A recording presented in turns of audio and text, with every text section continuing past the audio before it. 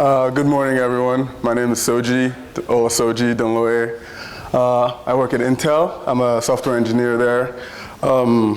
We have worked with persistent memory for the last 2 or so years. We've developed libraries for Java, mostly. And we've done some performance work trying to integrate persistent memory into some open source frameworks like Cassandra, RocksDB, Memcache T, that kind of thing. So today I'm going to be talking about some of the things that we've learned along the way, some of the use cases where persistent memory is actually applied in the real world. So this is a persistent memory conference. I'm sure everybody is familiar with persistent memory, so I'm not going to spend too long on this. I'm going to try and leave some time at the end for questions if there are any. So here are some of the properties of persistent memory.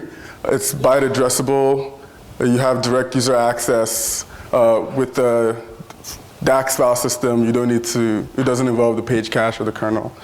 It also lowers DRAM footprint. So if you are using persistent memory, then now you can use DRAM for other things or use less of it because it's more expensive. It also works with both file and persistent memory APIs.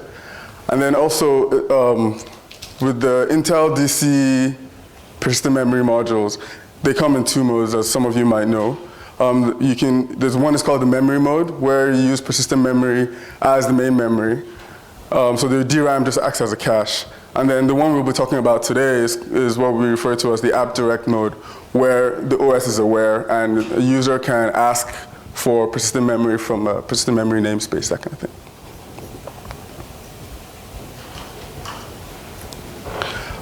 Andy showed this slide earlier. I don't know if there's a cursor here. Oh, good. What we'll be talking about today will be mostly in this space, where this is the standard way, when you have you memory map a file on a DAX file system, and then you can do load and storage directly. And then there's using just the DAX file system, where without doing without any code changes to your application, if you just point your application to a file system mounted on a DAX file system, and then all of a sudden you're using persistent memory. So I'll explain more about this. This one's called, I will refer to it in the course of this presentation as storage over app direct, and then this guy is the app direct node.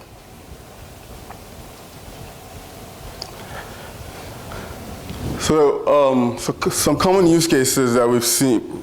This seems a little loud. So some common use cases are, and this is not an exhaustive list, is caches, stores, and buffers. These are the areas where we've seen persistent memory being used in real-world frameworks. So caches are data structures that are used for fast lookups. Stores, what I mean by stores is where you eventually persist your data, like spinning drives, NVMe devices, things like that. And then buffers, buffers are essentially temporary storage. For example, like a log, you write quite a bit at some point, and then at a given point, you flush everything to, say, your store or persistent media. So the advantage of using persistent memory in this case, well, before I go there, another thing that I would like to mention, and Andy mentioned this too, is you can use, there's a volatile use of persistent memory and then the persistent use of persistent memory. So volatile in the sense that you're just using the persistent memory for its capacity and its speed. But you don't really require any data integrity. So if you, just like DRAM, once you restart your machine, all of the data is gone. But then the classic persistent use of persistent memory is you expect the data to still be there when you come back. So just a quick point, persistent memory is always persistent. When I say persistent, volatile use of persistent memory, it's just whether or not you care about recovering the data on a restart.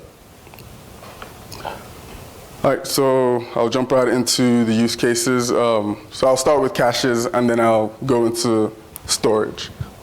So really quick, a cache is a fast and lightweight data structure. It's usually used for to improve upon your read latency. They typically live on DRAM for speed, and they're constrained by the size of DRAM. So caches tend to be relatively small. If you have a lot of DRAM, then you can have a larger cache. So the value of persistent memory here, if you move your cache from DRAM to persistent memory, you can now, because of larger capacities that persistent memory affords to you, you can now have that benefit of a larger cache. And a larger cache means larger, higher hit rates, which means better performance. Also, if you want a restartable cache, which is not very typical. So imagine you have a data center and you have a caching software that's been up for days or months, and you've cached terabytes worth of data. And then if you, for whatever reason that machine has to come back, go down and come back up, you could find yourself spending hours rebuilding the cache. Right? So with a persistent cache, the data is just there. There's nothing to rebuild. So this is another advantage of using persistent memory as caches, as we've seen. So the first use case is HBase. For those not familiar with HBase, HBase is the database for Hadoop. It uses a Hadoop distributed file system to store its files, but the diagram here shows the read-write path. So what I'm going to talk about today is the HBase bucket cache, which is an instance of this block cache right here. So this block cache, as I said earlier, the purpose of the block cache is to improve the read performance. As you can see, it's on the read path. So rather than going to disk all the time, if you cache frequently used blocks in the block cache, you can improve the performance. So in HBase, there was an effort, in order to use persistent memory in HBase, one of the things that they did was to provide this new map file-based allocator. So now with this kind of allocator, if you give it a map file, if this map file is on a DAX file system, then all of a sudden you can do loads and stores directly to persistent memory, like was shown in the slide earlier with the SNIA and VM model. And then another thing is, so once you've now provisioned the persistent memory, given this allocator, your data structure doesn't need to change. So whatever you were using on DRAM, you can use the same thing on persistent memory. So in this case, it was, in HBase, they use they use slabs of memory to protect against fragmentation. More on that later. So the takeaway here is this effort is upstreamed. There's a link right there, and there will be a slide with all of the links at the end of the presentation.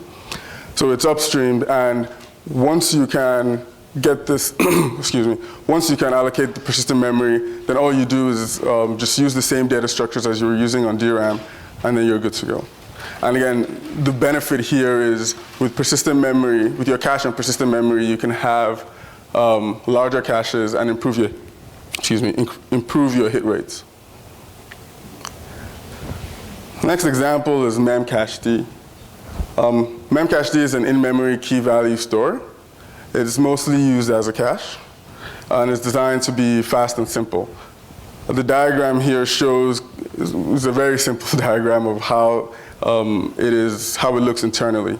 So your keys are stored in an in-memory hash table on DRAM. Well, everything is in memory. Your keys are stored in a hash table, and the value in the hash table is a pointer to a slab of memory where your actual value lives. So with Memcache D, there is now an option for a restartable cache. So it's very similar to what I explained before. You have a custom map file allocator, which you can choose, which you can give if the file you provide is a memory map file on a DAX file system, then that's it. You're already using persistent memory that way. Then they also changed the layout of the data structure. It's now a hybrid. So it doesn't all live on persistent memory. the hash table remains in DRAM while your values and the slab memory is now on persistent memory. So one thing to note here is in order to use the restartable feature of this Memcache D restartable cache, it's optional. But in order to do this, you have to have an orderly shutdown. And then what happens when there's on a controlled shutdown, you make sure you flush Memcache D takes care of this for you. But what happens is that the CPU, you flush the CPU caches. Because, again, persistent memory is cache coherent like DRAM. So you need to do this in order to make sure that when you bring the cache back up, all of your data is now persistent, has made it to persistent media. And then you rebuild the hash table on restart, and you're good to go. So this is also upstreamed. It's not something that I worked on, but it's upstreamed in the Memcache D community. I've put a link there. If you're interested, there's more information on there. So this is another, one thing to note here before I move on.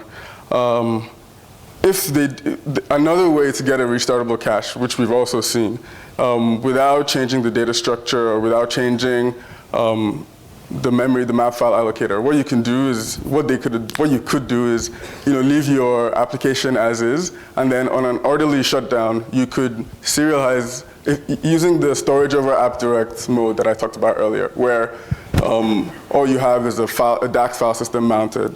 All you could do is on a shutdown, you could serialize all of your data in DRAM, your cache. You can serialize it onto persistent memory and then bring it back up on restart.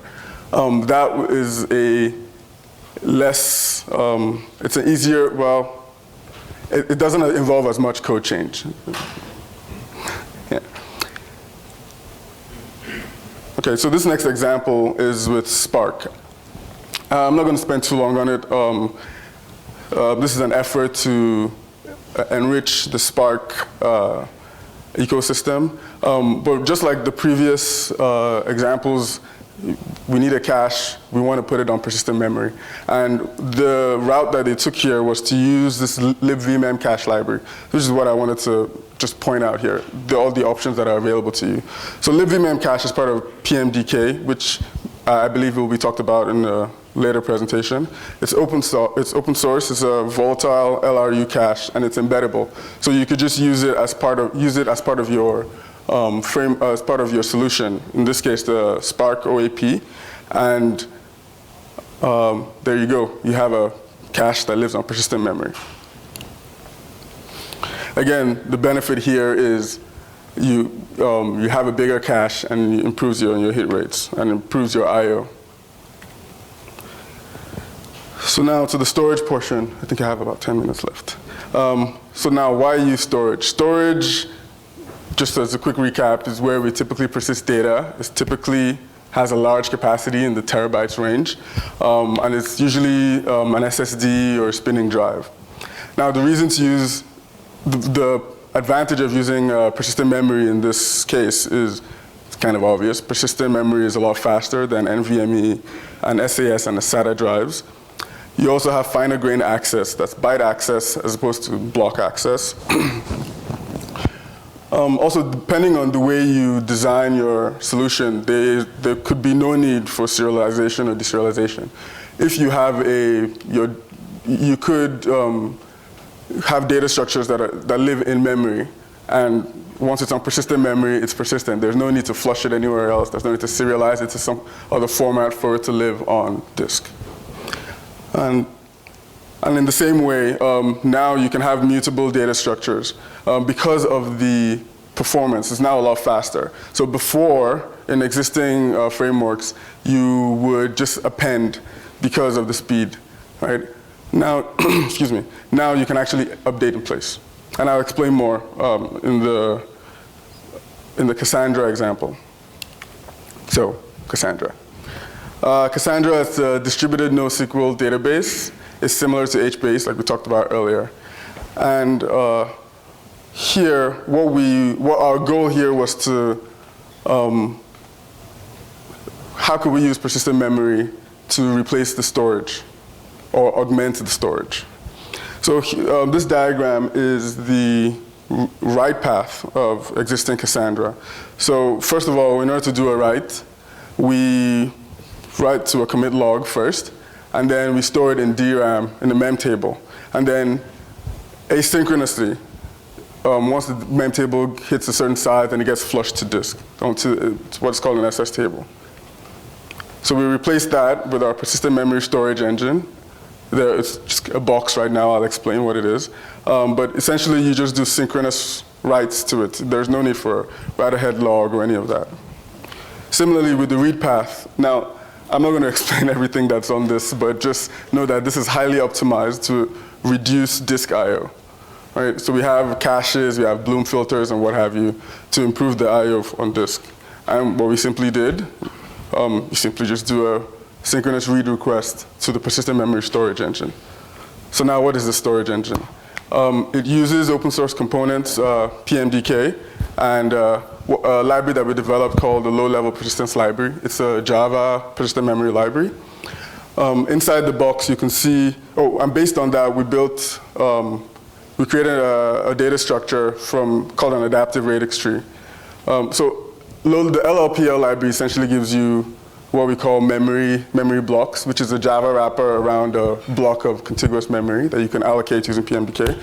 So using those little blocks, we can build something as a complex data structure like an adaptive radix tree. And we then organize these radix trees into shards, and we built this engine. And we got really good performance too, 6 to 8x speed ups on reads and writes. Again, with Cassandra, if you didn't want to, this was quite a bit of code change. So if you didn't want to go through all of this, you could have gone the storage over app direct route, where you just point your Cassandra data drives to where it was an SSD or a spinning drive before. You could point it to your persistent memory namespace. And so instead of using drives, you're now using persistent memory. So you get about what we've seen up to from 1.5 to 2x improvement in performance. So, which is good, but not as good as you could get with re-architecting a good chunk of it. Another thing I want to mention is that this is a pluggable engine, so it's not all or nothing, right? We're not replacing all of disk to use persistent memory. There are some capacity issues there, but in Cassandra, there is a pluggable storage engine API that is not upstreamed yet, but this is what this effort was built on, and we hope to upstream it soon. Really quick, thank you. I wanted to mention this slide, certain considerations for persistent memory use, persistent use of persistent memory. So if you're going to use this for the volatile use, this is not what I mean. I mean for the persistent use. The first thing is data integrity. So if you need data integrity on a controlled shutdown, you must flush the caches, just like we talked about in the restartable cache case. Now, further on, if you need data integrity in the face of an uncontrolled shutdown, or like a power loss or a crash, then you need you need transactions, essentially. And again, transactions will be covered, I believe, in the PMDK talk. Next thing is concurrency. Many lock-free algorithms use compare and set. And if you need data integrity, then it means you need a flush. But compare and set plus a flush is not atomic. So that's a problem. So it's something to consider. Actually, in this case, that's why one of the reasons why we use the sharded approach. So each R tree, each adaptive radix tree is single-threaded, and we just broke them up into shards, and that was how we were able to get concurrency that way, and it scales very well. Fragmentation is another thing to keep in mind. It's an existing problem that is just made worse because now you have persistent pools of memory, and that could live for months or even years. So the problem of fragmentation gets worse. And the problem can be eased by using things like the way you organize your memory, like using slab memory, PMDK, or reusing data structures, reusing allocations. And then I guess garbage collection is something that might be a solution to the problem in the future, but it's something that we're thinking of and something that we're looking for better solutions on how to fix more in an efficient way. So just to summarize, persistent memory is available and it's being used and it has value. It's been upstreamed in some open source projects, like I showed earlier. There are also multiple ways that you can use persistent memory to extract value for your application. You could go the no-code change route, which is what I call the storage over app direct, or you could do a modest data structure redesign and get even more performance. So it depends on the amount of resources that you're willing to put towards the problem. Also, there are libraries that are available to help you with your persistent memory needs. There's the PMDK suite of libraries.